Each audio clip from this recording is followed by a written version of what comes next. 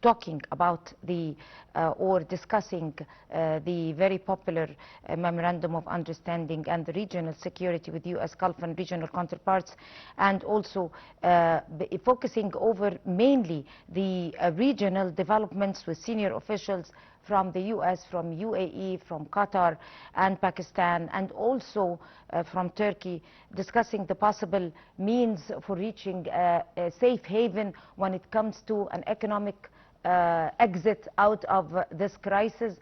Of course, the implementation is going to be taking its part, but it will take a matter of time if this agreement is being taken seriously by both parts, the U.S. and Iran. For more details, we're very delighted to be joined over the phone with Dr. Hassan Wagiuh, Professor of International Relations. Good morning, Dr. Wagiuh. Good morning. How are you doing, sir? I'm doing fine, thank you. Let us first talk about the Memorandum of Understanding according to the terms of the U.S. President, who mentioned it first, who talked about it or announced it first hand that was in the G7 while he was sitting with President Abdel Fattah Sisi in a short meeting, and then was announced in full detail later in a late press conference. How do you assess this agreement? Do you feel now optimistic? Do you think this round is the final one, according to your own school of the rounds of negotiations for peace? Actually, it's a very good step, very positive step. Everyone, the fair-minded people all over the world are welcoming it. Egypt is welcoming it. The president already, our president, Fattah Sisi, welcomed it very much because it is a one way in the right direction. And dialogue is far more better than disputes and wars. And I think that it's one step in the right direction, but hopefully it will be followed by extensive positive negotiation, and I hope that there will never be a spoiler for it. I hope it will continue to be there, to develop towards a very good end for everyone on the basis of win-win. And I think that there are some obstacles, of course, that all we have seen it when the Israelis are still using their weapons, expanding in the west, in the south of Lebanon, and I think that this is the only dangerous move taking place, because Article number 1 in this memo of understanding refers to a full stop for all battlefields in the area, not only between Iran and America only. What does that mean? Can you just elaborate over the final point? This means that the Iranians insist on having a ceasefire and withdrawal of Israelis from south of Lebanon. And also this is agreed upon by the United States. And this has made the Israelis furious. And also in Gaza. Challenging the whole thing by what we have already seen so far. And also in Gaza. Of course, despite the fact that this is very implied in the memo of understanding, no war, full peace all over the entire Middle East, and President Trump himself said that. He said we'd like to see a calm and peaceful Middle East in all its parts, of course.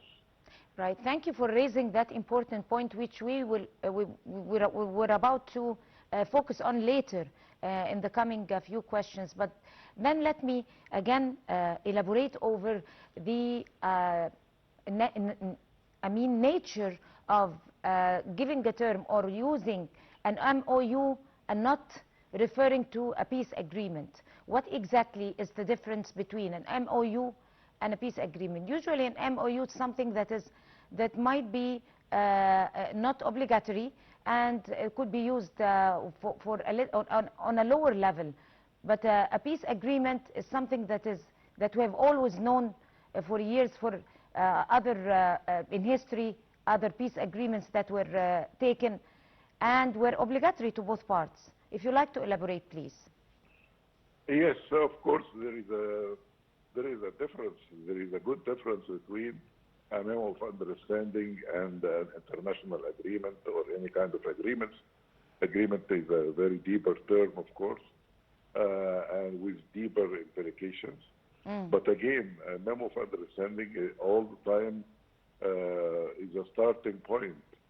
So we are in the starting point. You have now 60 days for this memo of understanding to develop, started from yesterday. So I think by the end of the 60 days, if everything goes well, it would turn out to be an agreement, to be signed and to be respected, hopefully. So this is one of the most important differences. So were all the conditions announced publicly, or still they were focusing over the main important points according to each side? Of course, agreements are supposed to contain all the details negotiated by the parties. Exactly, but it was announced publicly in full detail?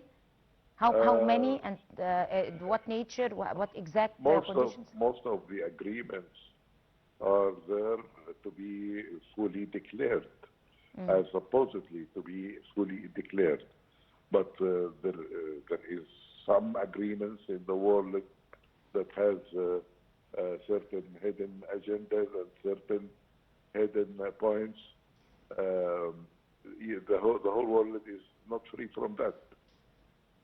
And sometimes things are implied.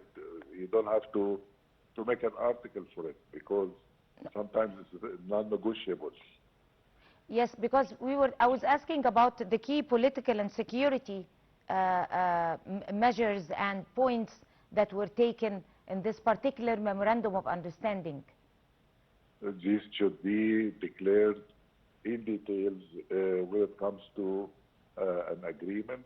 Right. And we have now 60 days to detail many points that needs to be detailed. In your own assessment, as someone who has a lot of experience in that particular phase of negotiations, and all your predictions earlier were 100% right.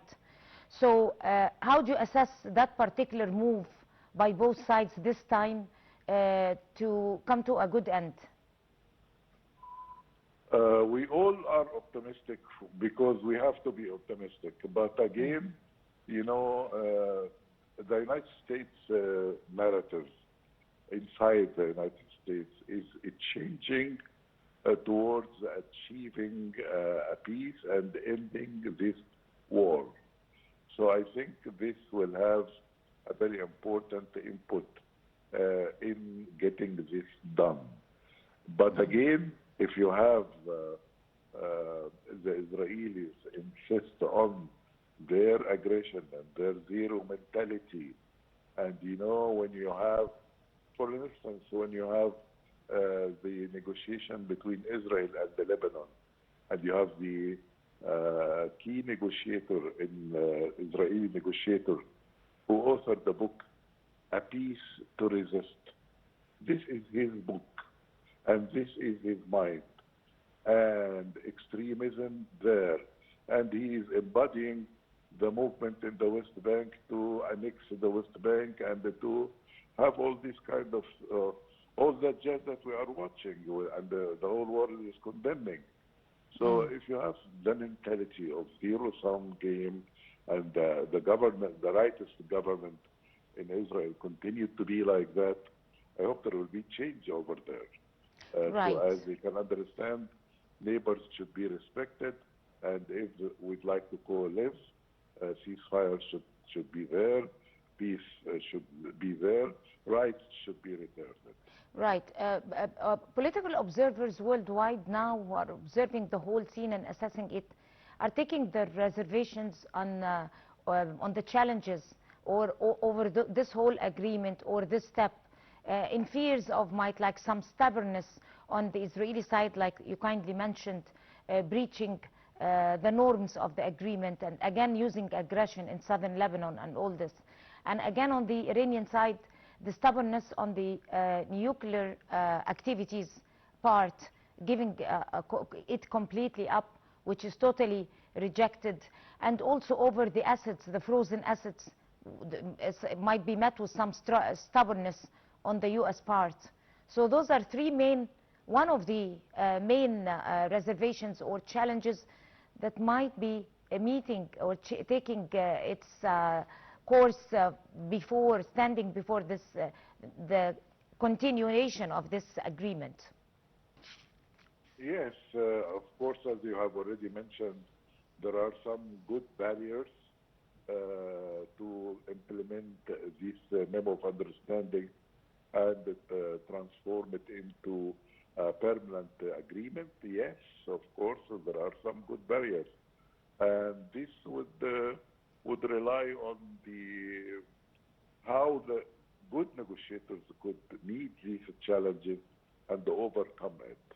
But again, as you have already seen, these three levels of difficulties or barriers, I think they need much more complex diplomacy, need much more efforts, not only between the direct parties, but all mediators. The mediators have been working very hard, you know, and let me remind the whole audience that the Guterres, the UN Secretary, really commended very much the role of the mediators, and he emphasized the role of Egypt.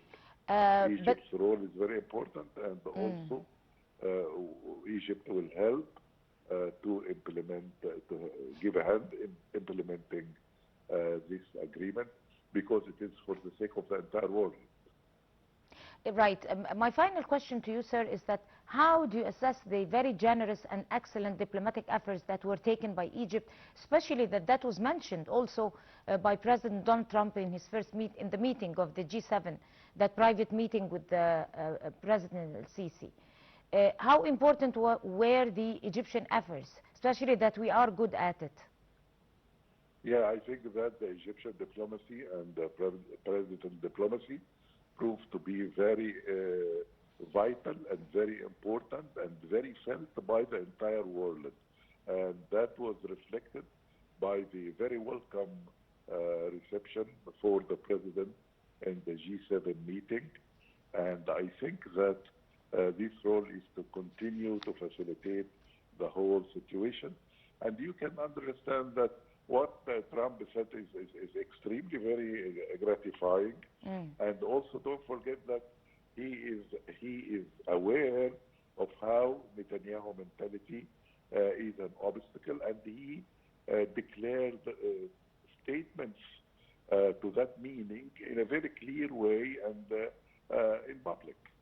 So I hope that everything will go in the right direction. Hopefully. And with the help of the mediators, with the help of every good effort, inshallah. Right. Hopefully, inshallah. Professor Dr. Hassan Wagiuh, Professor of International Relations, would like to thank you so much for talking to us on the Breakfast Show. And now in his weekly cabinet meeting at the new capital, Prime Minister Mustafa Madbouli asserted that President al-Sisi's messages in the G7 summit in France were strong messages and meaningful, and reflects Egypt's stance in a number of regional and international issues. More details in the following report.